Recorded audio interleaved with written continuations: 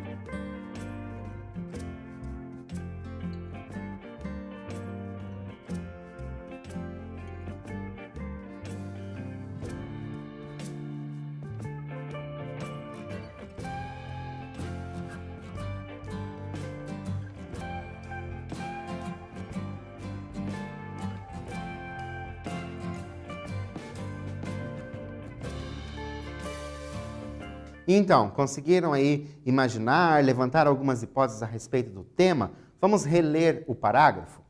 Um país sem livros.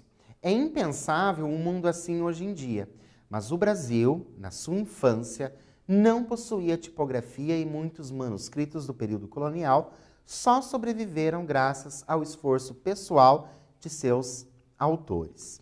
Olha o que eu trouxe para vocês. É possível que o tema seja a literatura, a transformação dos hábitos dos leitores ou a história das produções literárias no Brasil. Mas como que nós chegamos a essa conclusão somente ali pela introdução? Olhem as palavras marcadas.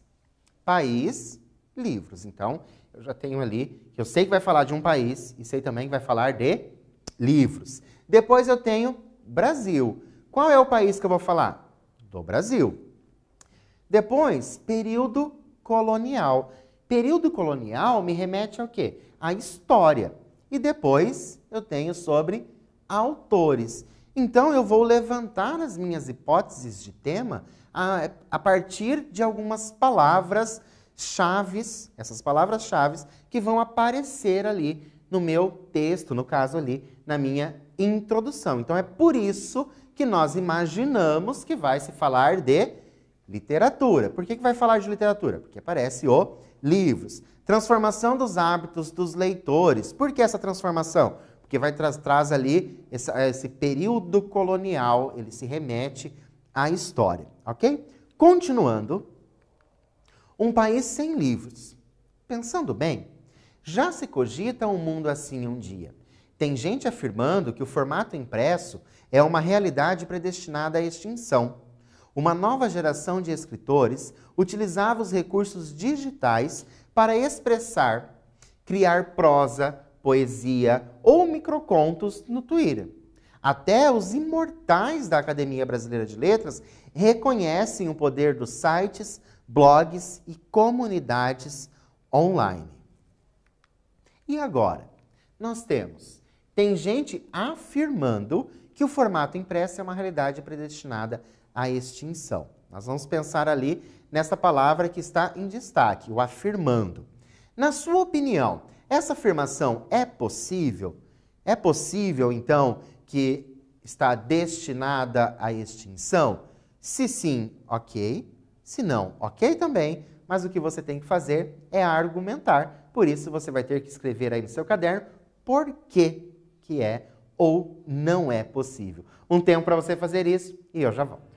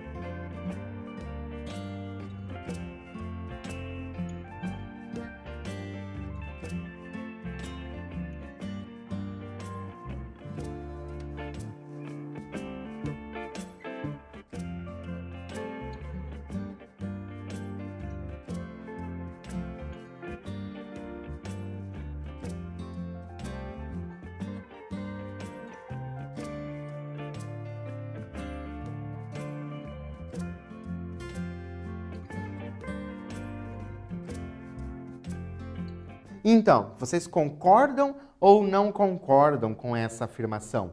Conseguiram escrever aí no caderno de vocês o porquê? Vamos ver o texto original inteiro? Olha só.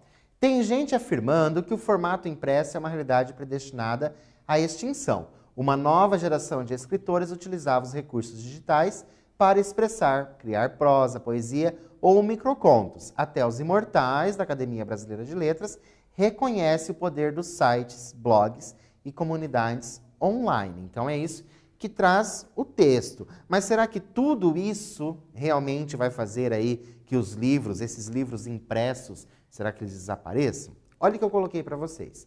A resposta é pessoal, se ele vai desaparecer ou não. Mas eu trouxe para vocês alguns motivos que podem fazer com que os livros impressos comecem aos poucos desaparecer. Olha só. Os motivos da substituição dos livros impressos podem estar ligados aos novos hábitos dos leitores. Então a gente tem bastante gente que passa bastante tempo ali no celular, ou no computador, ou naquele tablet. Então a gente tem, e talvez esse hábito possa fazer com que as pessoas se acostumem a fazer leitura por esses aplicativos.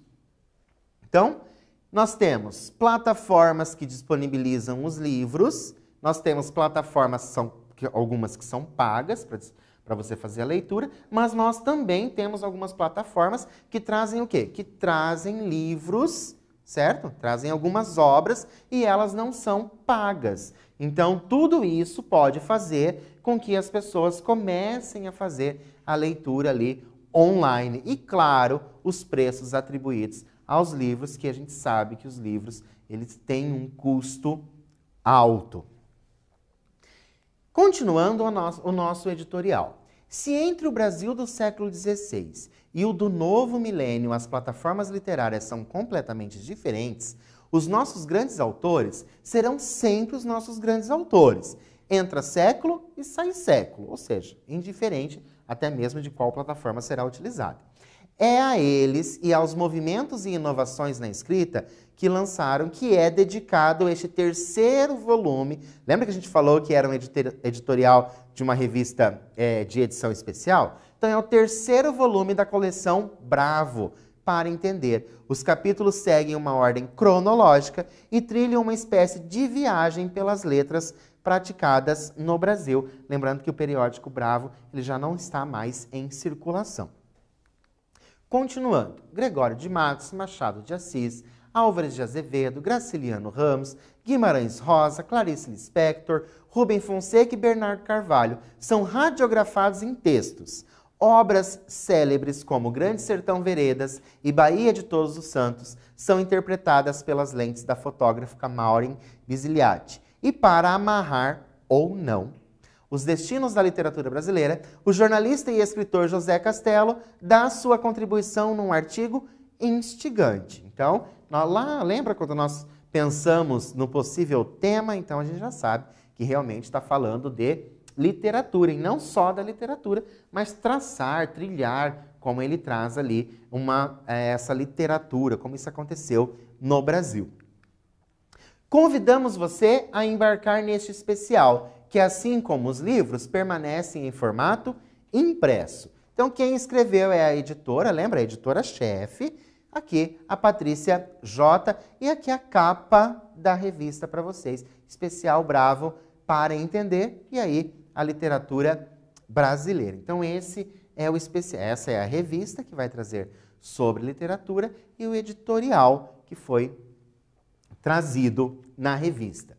Quais foram as estratégias utilizadas pela editora Patrícia para que o leitor se interessasse pela leitura da revista? Então, como será que a Patrícia trouxe essas ideias ali nesse editorial para que a pessoa se interessasse pela leitura da revista? Vou dar um tempo para você escrever aí no seu caderno e eu já volto.